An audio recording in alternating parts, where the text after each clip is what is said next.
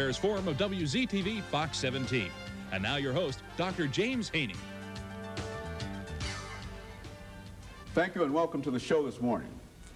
The topic this morning is minority economic development, and we're fortunate to have with us in the studio two persons to talk about minority economic development. Mr. JBerry, who is the Director of Human Resources at the Nashville Urban League, and of course with Mr. Berry is Reverend JThomas1, the pastor of Jefferson Street Baptist Church. And of course, let me welcome both of you to the show this morning. Thank you, sir. Thank you. Mr. Berry, let's start off with you by having you give us some information relative to your background. And of course, Reverend Thomas will give us the same kind of information. Then we'll start talking about the organizations that the two of you represent and how these organizations play into what we call economic and spiritual development this morning. Thank you, Dr. Haney. My name is JBerry. I'm a migrant, I would say, from West Tennessee. I came to Nashville in 1949 to attend Tennessee State University. At that time, it was Tennessee A&I State University. And I've been associated with Nashville since 1949. I completed a couple of years of college from 1949 to 51, volunteered for the Air Force, spent 4 years in the Air Force, came back and completed my education, graduated in 57.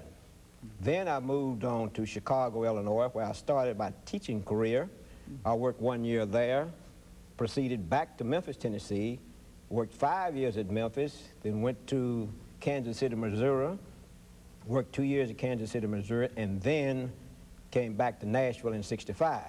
And I've been in Nashville since 1965. In 65, when I came back to Nashville as an instructor, we were one of the 13, I would say, individual, we could say unfortunate individual, but I say it was a very privileged group of individuals who was integrated to the metro schools. At that time in 65, as far as instructors were concerned, all the schools were segregated.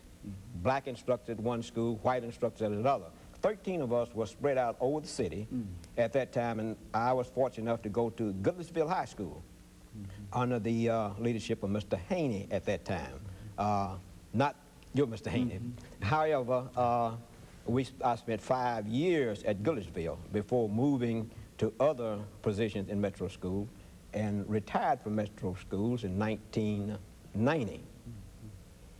At that time, I became associated with the Nashville Urban League as a human resource director and have enjoyed it immensely because we still feel like that we are providing a much needed services for the people of Nashville and the surrounding communities in the position as human resource director. Very good. Reverend Thomas, I'm sure that the same thing, you can give us the same kind of information in reference to your background, and why don't you give us some information in reference to who JThomas, who the pastor of Jefferson Street Baptist Church really is? Well, I'm JThomas, one of the 13 of Edgar and Francis Thomas of Beaumont, Texas.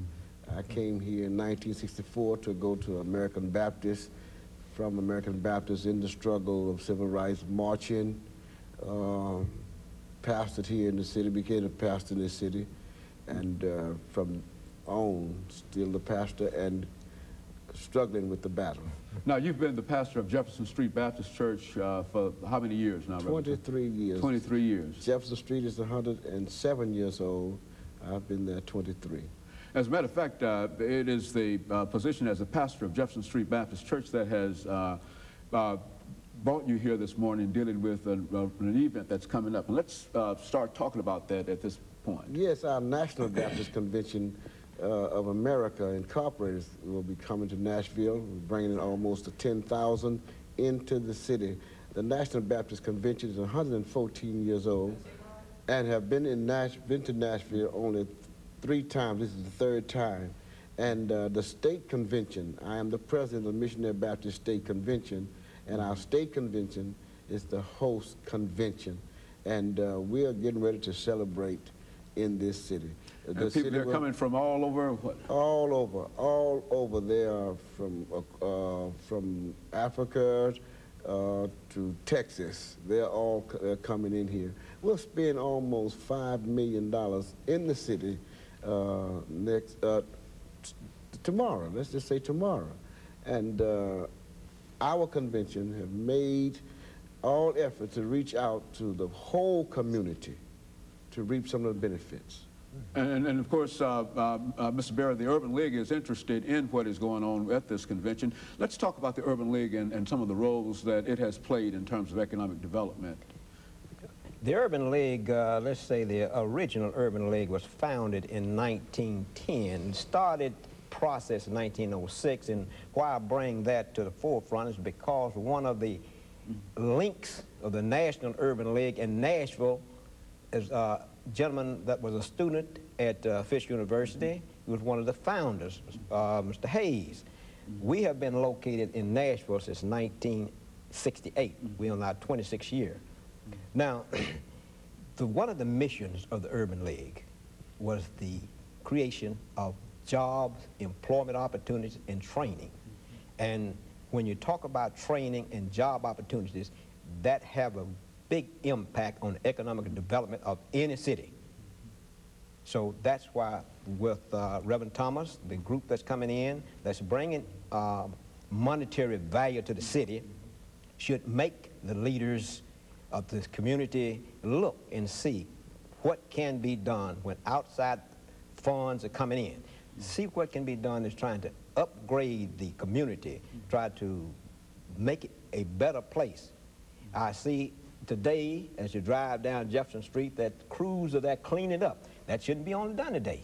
It should be done every week so that it would be a show place. Jefferson Street is a show place for the black community. Getting back to the Urban League, we in the Human Resource Department, primary concern is touching bases with companies all over the city to say, if you have job openings, let us know about it so that individuals who are in the market for employment have a place to come and have a place to go and say, I need a job, I have these qualifications, where are they?